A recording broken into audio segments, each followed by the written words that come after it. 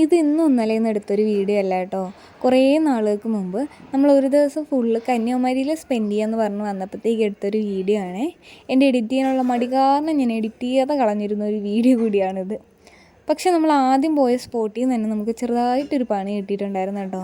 പക്ഷെ അതാരും പ്രതീക്ഷിച്ചില്ല അങ്ങനെ ഒരു പണി നമുക്ക് കിട്ടുമെന്നുള്ളത്.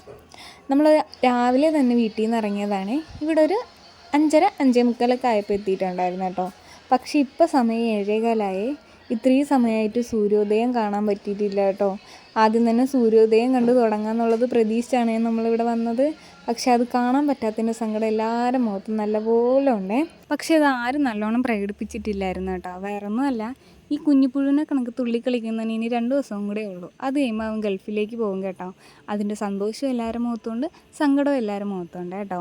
അങ്ങനെ നമ്മൾ കന്യാകുമാരി തന്നെ ഫുഡും കഴിച്ചിട്ട് പിന്നെ അവിടെ നിന്ന് ഇറങ്ങി കേട്ടോ. പിന്നീട് നമ്മൾ പോയ സ്ഥലങ്ങളെല്ലാം യാദൃശ്ചികമായിരുന്നു കേട്ടോ.